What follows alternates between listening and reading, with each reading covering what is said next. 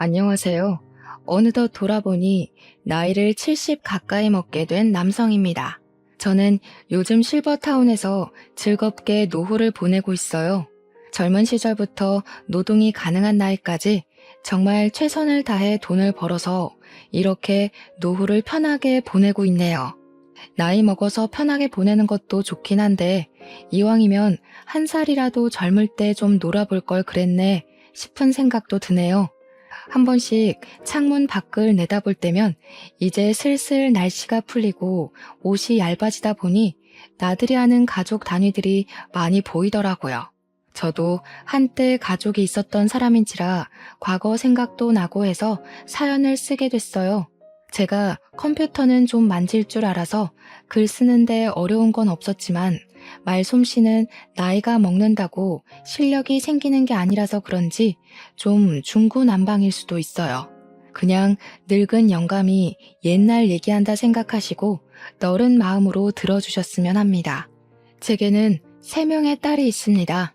저는 젊은 시절 중소기업 대표를 맡고 있었고 아내와는 사별하여 혼자 산 지 20년 정도 되었어요. 그 말은 즉, 저 혼자서 돈을 벌고 육아를 했다는 뜻도 됩니다. 저는 어린 딸들이 결혼을 할 때까지만 물심양면 키웠지만 아무래도 일을 하는 아빠로서 아이들의 정서적인 영역까진 많이 케어해주지 못해 늘 미안했어요. 먼저 간 아내가 애들 곁에 같이 있었다면 그래도 애들이 부모에 대해 더 많은 추억을 가졌을 텐데 그런 생각만 하면 제가 확실히 못난 부모였던 건 맞는 것 같네요. 이렇게 자식만 떠올릴 때면 꼭 아내도 같이 생각났어요. 정작 아이들은 엄마를 필요로 하지 않았는데 저만 아내에 대한 그리움을 매 순간 되새기며 살았습니다. 그래서 제가 아이들을 위해 선택한 방법은 경제시장에 더 깊이 뛰어드는 것이었어요. 원래는 개인사업이었던 장을 소기업으로 키웠고 소기업에서 중소로 키우는 데 집중을 했습니다. 주식까지 공부해서 최대한 재선에서 할 수 있는 만큼 재산 불리는 걸 더 목적으로 살았어요. 당연히 그렇게 열심히 돈을 벌었던 건 오로지 딸들을 위해서였습니다. 제가 엄마의 역할과 정서적인 영역을 메꿔줄 수 없으니 돈으로라도 부족함 없이 표현하고 싶었어요. 제 재산은 곧 딸들의 것이라고 생각하며 지냈습니다. 고맙게도 딸 셋은 집에서 자기들끼리 잘 지냈는데 제가 혼자서 고생하는 걸 알았던 건지 저한테 아쉬운 소리를 한 번도 한 적이 없었고 용돈을 고집스럽게 바란 적도 없었습니다. 아마 제가 늘 바쁜 걸 알아서 귀찮게 안 하려고 눈치 봤던 것 같은데 그 마음이 갸륵하지만 한편으로는 너무 빨리 철든 것 같아서 미안하기도 했어요. 차라리 평범한 아이들처럼 용돈 달라고 조르고 뭐 갖고 싶다고 조르고 그랬다면 제가 아빠로서 아이들에게 필요한 존재가 맞구나 하고 위안받지 않았을까 싶네요. 착한 우리 딸들은 제가 별달리 해준 것 없는 사이 훌쩍 커버렸어요. 딸들은 성인이 되고 나란히 정년기쯤에 결혼을 하게 되었는데 그때는 저도 나이가 있었던지라 경제활동을 정리하기 시작한 때였어요. 집에 혼자 지내면서 딸들을 한 사람씩 시집 보냈는데 문득 그런 생각이 들더라고요. 조금 더 빨리 딸들 곁에서 케어를 해줬다면 얼마나 좋았을까 하는 아쉬운 생각 말이죠. 착한 딸들은 고맙게도 아빠 혼자 있는 거 못 본다고 자기네들 다 결혼하면 서로 데리고 살 거라 말해주더군요. 부모 노릇 제대로 못해준 못난 아빠인데도 모난 곳 없이 자라준 딸들이 얼마나 고맙고 기특했는지 몰라요. 그 모습을 보면서 제가 그래도 자식 복은 있구나 하고 생각했고 제 사랑이 터무니없이 부족했을 텐데도 저를 아빠라는 이유로 모시고 살 생각을 해주니까 그것만으로도 이미 효도를 받는 것 같았습니다. 저는 그동안 못해줬던 아빠의 역할을 톡톡히 해주기 위해서 딸들 결혼할 때 예단비로 10억을 똑같이 주었습니다. 당연히 우리 애들을 믿지만 그래도 돈 문제는 처음부터 공정해야 뒷말이 안 나올 걸 알거든요. 이건 제가 사업을 오래 하면서 느꼈던 경험담이에요. 제가 가진 건 돈밖에 없었으니 딸들에게 드디어 제 몫을 해준 것 같아 그때는 좀 제 스스로가 뿌듯했습니다. 딸들이 제가 주는 선물을 받고서 눈물까지 보이는 걸 보면 그래도 제가 아빠 역할을 완전히 수행 못한 건 아니구나 하고 위안이 좀 되었어요. 딸들에게 재산의 절반 이상을 거의 다 내주고 제게 남은 재산은 제 노후비 조금과 당시 살고 있는 집이 다였지만 다 늙은 제가 어디 돈 쓸 때나 있었겠습니까? 딸들에게 주는 것이 제가 열심히 벌어온 목적이었기 때문에 전혀 아깝지 않았어요. 딸들도 처음에는 제게서 큰 돈을 받아갈 때만 해도 이렇게까지 줄 필요 없다고 겸손을 보였습니다. 끝내 그 돈을 받았을 땐 저더러 누구랑 살고 싶은지도 꼭 생각해 놓으라고 당부를 해주었죠. 그때마다 저는 딸들에게 아빠는 신경 쓰지 마라. 이젠 나만의 삶을 살면서 혼자 취미 생활하고 싶다. 그렇게 말했습니다. 딸들은 저에게 자주 찾아오겠다고 한 뒤 정말로 일주일에 한 번씩 돌아가면서 집을 방문해 주었어요. 사위들도 제가 준 재산 덕분에 하고 싶은 사업을 시작하게 되었는데 그걸 제 덕이라고 공을 세워주더라고요. 다 너희들이 열심히 해서 일군 건데 뭐하러 내 덕이라 하냐고 괜히 민망해서 그런 소리를 해버리곤 했습니다. 그렇게 앞으로는 평안한 노후만이 남았다고 생각할 무렵 제게는 예상치 못한 비운이 닥치게 되는데요. 제가 산책을 가다 뇌출혈로 쓰러져 병원에 실려가게 된 것입니다. 당시 주변 사람들이 많이 있었기에 빠른 조치가 가능했어요. 그렇게 목숨은 살렸지만 결국 신체 장애를 얻게 되는 결과를 초래하고 말았죠. 눈을 떴을 때 이미 딸들과 사위들이 병실에 와 있었습니다. 다행히도 기억을 잃진 않아서 우리 식구들을 알아볼 수는 있었어요. 그런데 몸에 마비 증상이 있어 왼쪽 전신에 감각이 없더라고요. 딸들은 깨어난 것만으로도 다행이라면서 제 손을 잡고 많은 눈물을 흘렸습니다. 다행히 치료적인 부분은 수술로 충분했고 몸만 회복한 뒤 나머지는 재활이 중요하다고 하여 퇴원을 할 수 있게 되었는데요. 사실 이대로 당장 퇴원을 하면 생활적으로 불편할 부분이 많을 거란 게 예상이 되었어요. 그때 마침 딸들이 과거의 저를 데리고 살아주겠다는 말이 떠올라서 저는 딸들에게 어느 정도 혼자 해결할 수 있을 때까지만 신세에 좀 질 수 있겠냐고 부탁을 했습니다. 실례인 걸 알고 저 또한 딸들에게 신세를 지고 싶진 않으나 이번 같은 경우는 불가피한 상황이기에 딸들도 선뜻 이해해 줄 거라고 생각했어요. 이런 부탁이 너희에게 부담이란 거 안다. 아빠가 웬만하면 혼자 해결해 보겠는데 이게 당분간은 좀 많이 어려울 것 같구나. 아빠 혼자 생활에 적응되기만 하면 바로 독립할 테니까 너희들이 좀 도와줘. 그런데 그때부터 우리 딸들이 삐걱거리기 시작했습니다. 제 말을 듣고 서로 눈치만 보던 딸들은 그 얘긴 집에 가서 천천히 하자며 일단 귀가를 동행했어요. 그리고 제 저녁을 차려준다고 다 같이 저녁을 먹고 가게 되었는데요. 사위들은 다음날 출근 때문에 피곤해서 먼저 집으로 돌아갔고 딸들만 하룻밤 제 집에서 자고 가게 되었어요. 그땐 딸들이 결혼한 지 좀 되었던 터라 오랜만에 우리 식구만 같이 있는 거였습니다. 제 생활적인 고민을 떠나서 일단 그 자리 자체만으론 추억도 떠오르고 나쁘지 않았어요. 나름 분위기 좋게 저녁까지 같이 먹고서 딸들이 상자리까지 정리를 해주었는데요. 저더러 거실에 가서 쉬고 있으라고 부축을 해주더니 주방에서 자기들끼리 무슨 할 말이 그리 많은지 쫑알쫑알 거리고 있더라고요. 냉장고에 포도 있는데 그거 챙겨 먹자고 말해주고 싶어도 딸들이 너무 주방에만 박혀 있어서 결국 제가 휠체어를 움직여 주방으로 향했는데 안에서 티격태격 하는 소리가 들리더라고요. 무슨 싸움이라도 났나 싶어서 몰래 귀담아 들어봤더니 나 임신했잖아. 내 몸도 간수 못하는데 아바를 어떻게 모셔? 원래 이런 건 장녀가 나서서 해야 되는 거 아니야? 애들이 저를 가지고 신경전을 벌이고 있더라고요. 셋째가 강력하게 주장하면서 첫째를 걸고 넘어지자 첫째 또한 셋째와 같은 어감으로 답변을 했는데요. 너희들 형부 장남인 거 알지? 내가 큰며느리라서 거의 의무로 시댁 식구들이 집에 들락거려.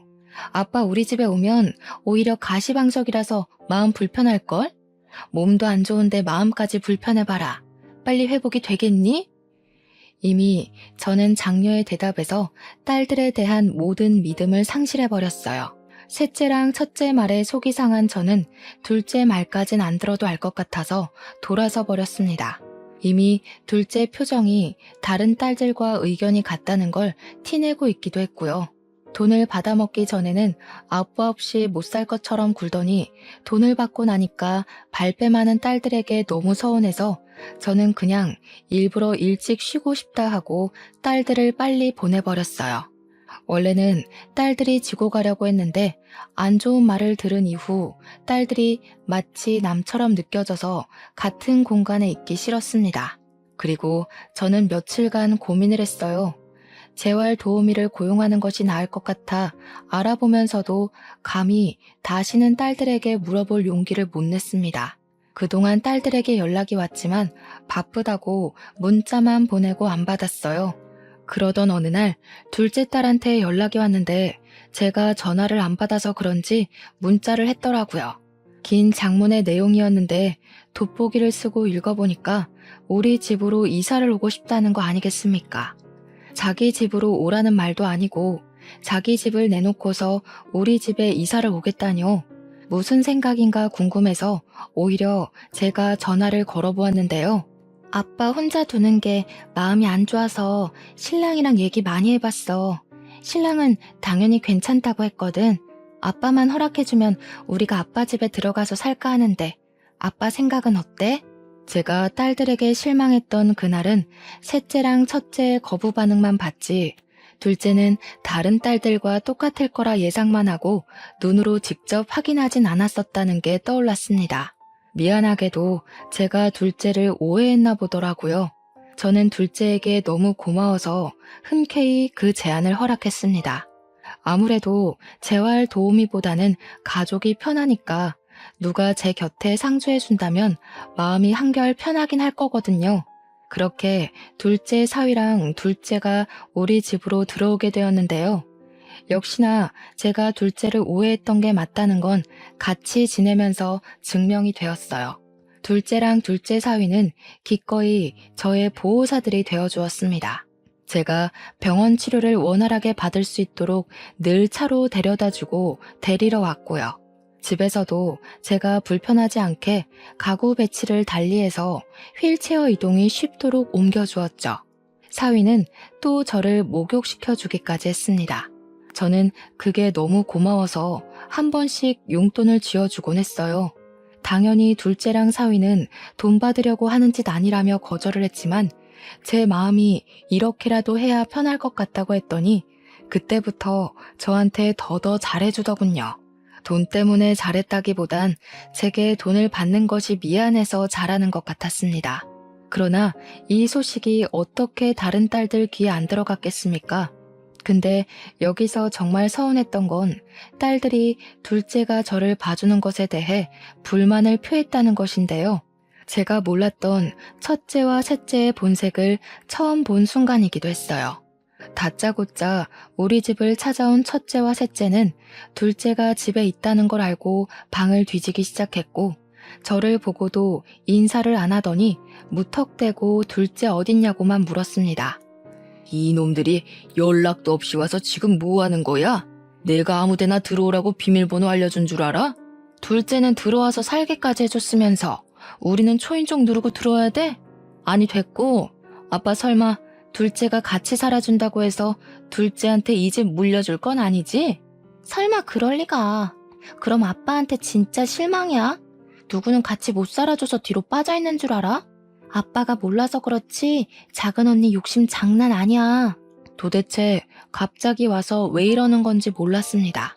그래서 대체 무슨 소리를 하고 싶은 거냐고 둘째를 내쫓고 너희들이 들어오고 싶은 거냐고 했는데도 자꾸 엉뚱한 소리만 하더라고요.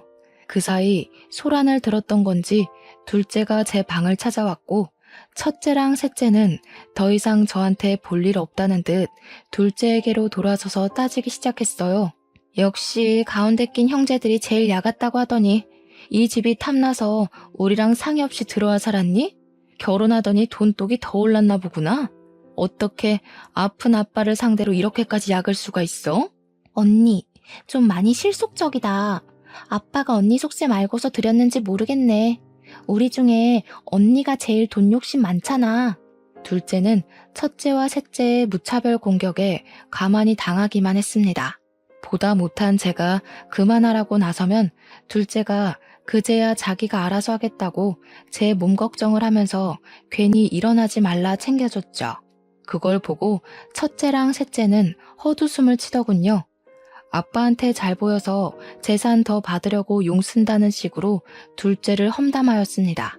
아무리 서로 간에 오해가 있다고 해도 그렇지 엄연히 부모가 지켜보는 앞에서 어떻게 다툼을 벌일 수가 있단 말인가요? 그것도 내 재산으로 말이에요. 특히 첫째 행동이 문제였어요. 셋째의 행동도 잘못되었지만 동생이 잘못된 인식을 갖고 있으면 장녀라도 나서서 올바르게 상황을 판단하고 따끔하게 조언을 해줘야지. 언니 되는 입장으로서 오히려 셋째까지 선동해서 싸움을 벌이고 있는 게 말입니까? 저는 그날 장녀에게 무척 실망을 했습니다. 그 와중에 둘째 또한 더 이상 참지 못하겠는지 작작하라며 두 사람에게 목청을 높였어요. 저한테는 죄송하다고 이 상황에 대해 먼저 사과를 하고 말이죠. 아빠가 아픈데도 돈 생각밖에 없는 건 언니랑 너겠지. 둘 다 아빠 다치고 전화 한 번이라도 해본 적 있어? 내가 와서 이러는 게 꼴 보기 싫으면 먼저 나서서 아빠 돌봐줬으면 됐잖아. 아빠 봐주기는 귀찮고 다른 형제가 아빠한테 잘 보여서 재산 뺏기는 건 두렵고 뭐 그런 거야? 내가 볼 땐 네가 제일 무서운 년 같은데? 우리는 직접적으로 티내기라도 했지. 너는 끝까지 아빠 앞에서 연기하고 있잖아. 뭐 눈엔 뭐만 보인다더니 언니가 온종일 돈 생각밖에 안 하니까 언니 눈에 나도 그렇게 보이나 본데 돈급 취급하지 말지. 돈벌레들이랑 같은 수준인 거 기분 더럽거든? 시끄럽고 아빠 쉬어야 되니까 다 나가. 둘째는 그대로 첫째와 셋째더러 꺼지라고 제 방에서 밀어냈고 안 나가면 주거 침입으로 신고할 거라 고래고래 소리를 질렀습니다. 제가 자식들한테 뭘 바라고 돈을 준 건 아니었지만 예단비로 10억씩 준 게 사실 재산 상속과 같은 거였다고 언지를 했었거든요. 가진 돈을 공정하게 나눠서 준 거라 제가 살고 있는 집 말고는 더 이상 돈 없다고도 말했었습니다. 근데 그 10억의 예단비는 이미 첫째와 셋째 머릿속에서 지워진 듯 했어요. 돈 주기 전에는 아빠 하면서 알랑방귀 끼더니 또다시 돈이 아쉬우니까 싹 바뀐 태도가 너무 우습지 않습니까?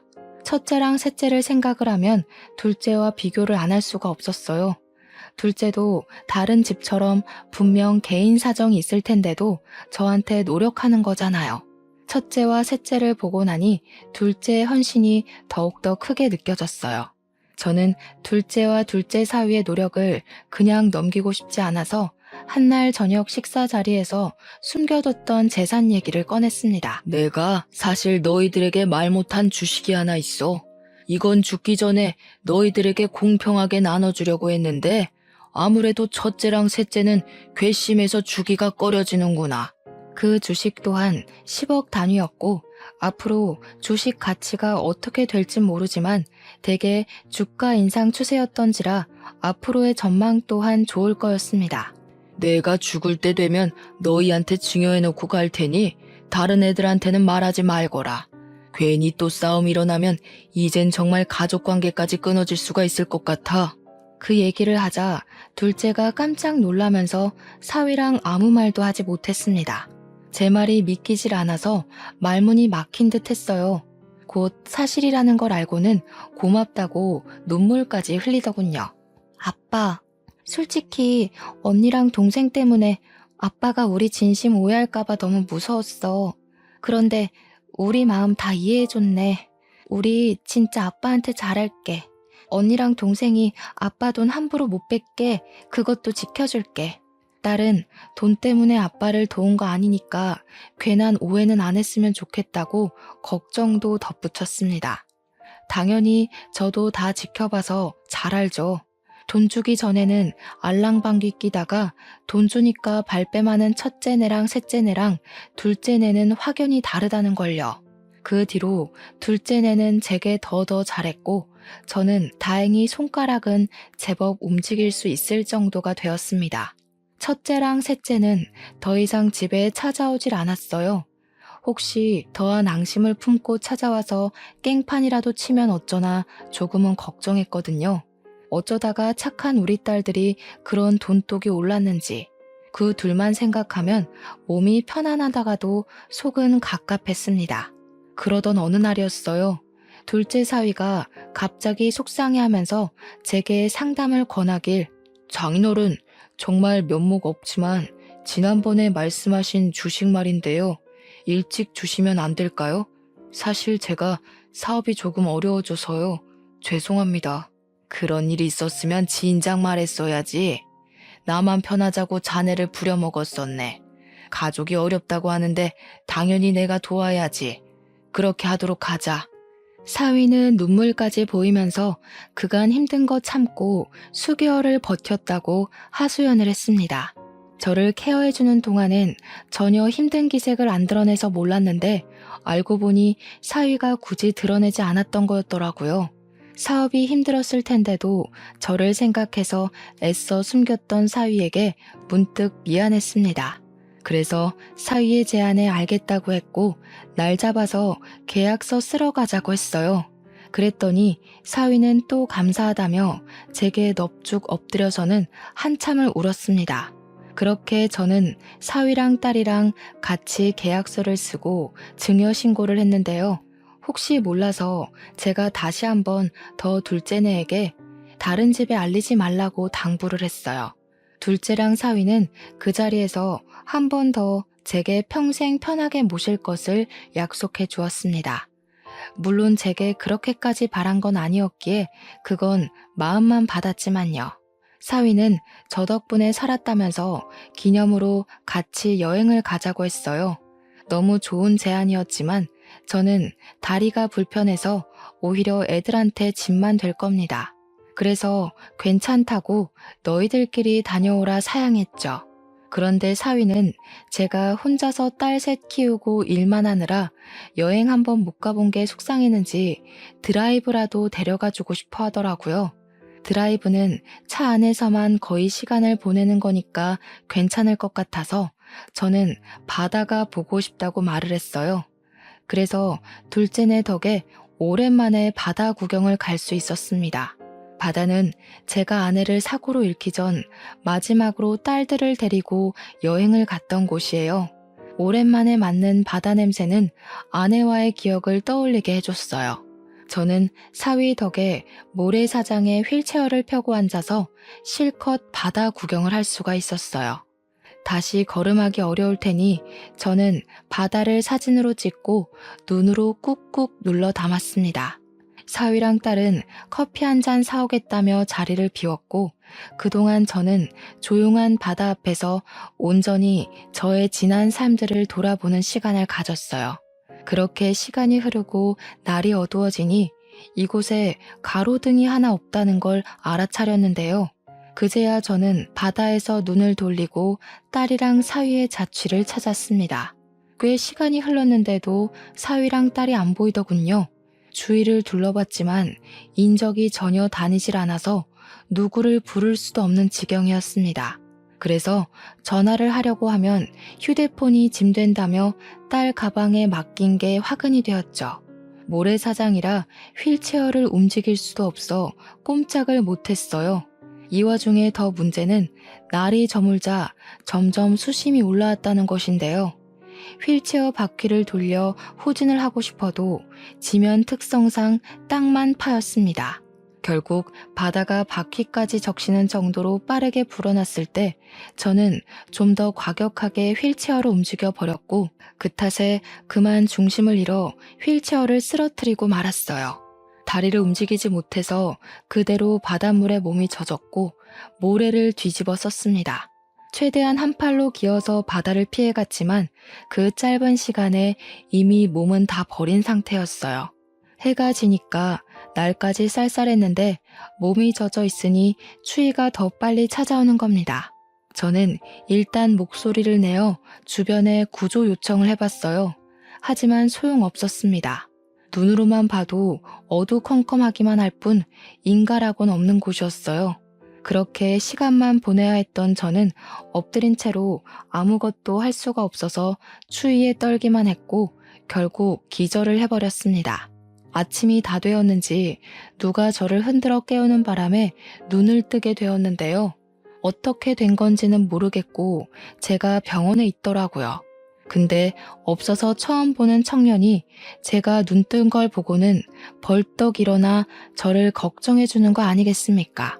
누구냐고 물었더니 청년은 운동한다고 바다 쪽으로 넘어왔다가 저를 발견해서 구조해 준 사람이라고 소개하더군요. 거긴 사람이 안 다니는 곳인데 어떻게 거기 계셨어요? 보니까 몸도 불편하신 것 같은데 혹시 일행이 있었던 거예요? 정말 큰일 날 뻔하셨어요. 아무래도 큰일은 이미 벌어진 것 같네요. 총각 혹시 안 바쁘면 나 좀 도와줄 수 있겠어요? 보다시피 내가 혼자 일 내기엔 몸이 불편해서. 저는 청년에게 답례를 할 테니 부탁 좀 꼭 들어달라 했고 응급실에서 링거 맞고 몸을 회복한 후 병원을 나섰습니다. 청년의 도움으로 바로 주식증여 파기 소송을 진행했어요. 그리고 제 집으로 갔는데 웃기게도 이미 제 집이 부동산에 내놓은 집이라고 하대요. 그 소리 들으니까 바로 직감이 오더라고요. 그러니까 둘째가 제 집에 들어온 건 실망스럽게도 집 때문이었다는 걸 깨달았어요. 첫째와 셋째가 지난날 우리 집에 와서 난동 부렸던 게 마냥 폭동은 아니었던 겁니다. 사실을 기반한 행동이었던 거죠. 게다가 제가 주식까지 얘기를 해버렸으니 둘째 입장에선 정말 땡 잡은 셈이라고 봤겠네요. 가족끼리도 이렇게 공을 들이고 연기를 하면서까지 돈을 탐낼 수 있다는 것이 제게는 그저 말이 안 나올 만큼 충격이었습니다. 심지어 따지고 보면 둘째네가 제 재산에 제일 심하게 욕심을 낸 거잖아요. 저를 갖다 버리기까지 했으니 말입니다. 저는 주식까지 해결되자 바로 저를 유기해버린 둘째네가 첫째와 셋째랑 다를 게 없다고 봤고 둘째네를 노인학대로 신고해버렸어요. 어차피 청년이 저를 봤으니까 증인은 있는 셈이었습니다. 그런데요, 여기서 예상치 못한 일이 또 발생하게 되었는데요. 제가 경찰에 신고를 했는데 당황스럽게도 둘째와 둘째 사위 신상 정보를 들은 경찰이 이미 그들이 서에 붙잡혀 있다고 하더라고요.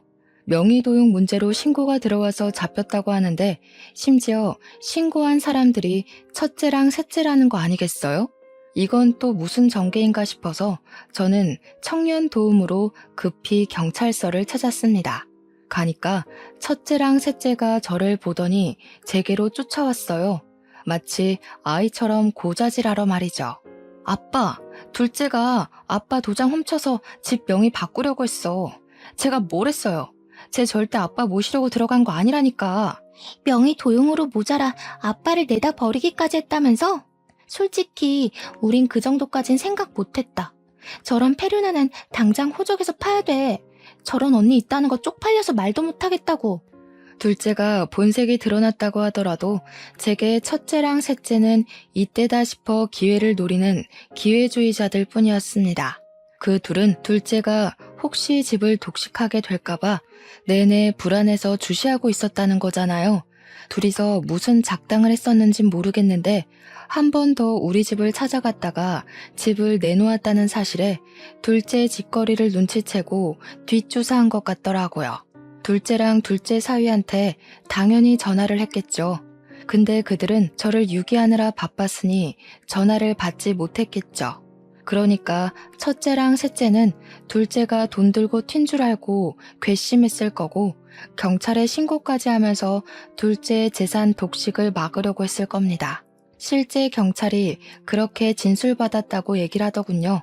그래도 저 대신 둘째네를 빨리 붙잡아줘서 그거 하나는 그 둘에게 고마웠네요. 덕분에 둘째랑 둘째 사위가 한국을 뜨기 전 적발되어 경찰에 잡혀온 거라고 했으니 첫째랑 셋째가 아니었다면 이대로 둘째 내를 놓쳤을 겁니다. 제가 경찰서에 들어왔을 때 둘째 내가 당황하는 걸 제 두 눈으로 똑똑히 보았어요. 지은 죄가 찔렸는지 저를 쳐다보지도 못하더군요. 그걸 보면서 저는 제 자식이란 놈들이 전부 사람 같지도 않게 보였어요. 다 시끄럽다. 내가 너희들한테 아빠 역할 못 해줬다고 이렇게 클 수밖에 없었다는 핑계 대고 싶겠지. 돈을 보니까 욕심나서 못 견디겠더냐? 놓친 내 살살 구슬려주면 떼부자 되는 건 누워서 떡 먹기라고 생각했니? 그런데 어쩌냐. 나도 이렇게 당하고 보니까 너희가 가족이 아니라 그냥 사람으로만 보인다. 내 돈 아까워서 주기 싫단 소리야. 둘째랑 둘째 사위는 제게 곧바로 무릎 꿇으며 싹싹 빌기 시작했습니다. 죄송합니다, 장인어른. 제가 사업을 하다 보니까 돈에 눈이 멀어서 그랬어요. 처음 장인어른 집으로 이사간 건 정말 순수하게 장인어른만 생각해서 간 거였습니다. 그것만큼은 진짜 진심이에요. 그러면 뭐가 달라지냐? 너희가 돈에 눈이 멀어서 나를 갖다 버리기까지 한 게 없는 사실이 돼? 이대로 들통이 안 났으면 내가 죽든지 말든지 너희들은 내 집 팔아서 받은 돈으로 외국에 날랐을 거 아니야? 내가 산 세월이 얼만데 너희들 속셈에 그대로 당해주기만 할 것 같았어? 저도 어릴 때 받은 차별이 서러워서 그랬어요. 언니는 언니라서, 막내는 막내라서 이렇게 해주고 저렇게 해주는데 저는 아빠한테 그런 대접 한 번 못 받아봤다고요. 그럼 집 정도는 제가 가질 수 있는 거 아니에요?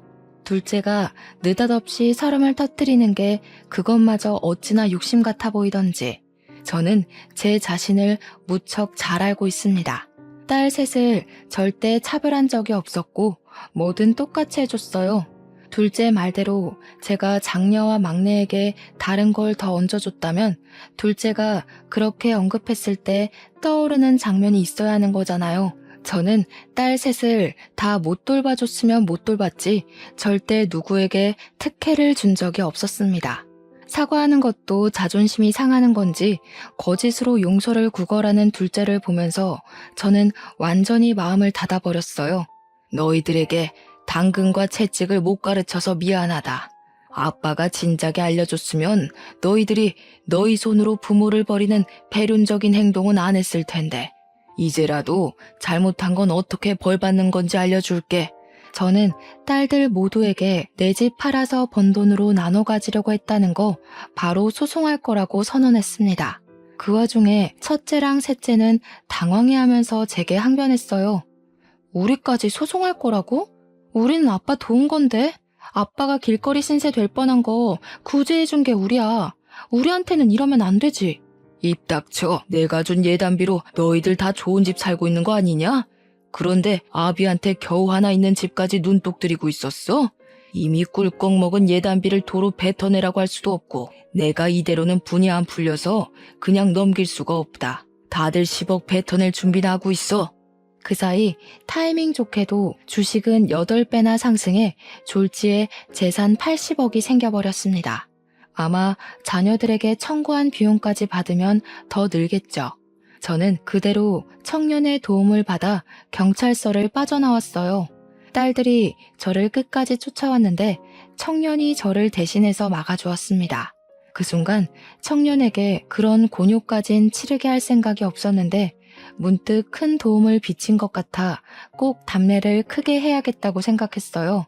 아무튼 원래 첫째 사위와 셋째 사위가 그리 잘 사는 편은 아닌 채로 장가를 왔습니다. 우리 딸들은 만나서 제가 준 예단비 10억 받고 형편이 나아진 거였어요. 사위들이 원래 둘 다 평범한 직장인이었는데 돈이 생기고부터는 직장을 그만두고 사업을 시작했다고 들었거든요.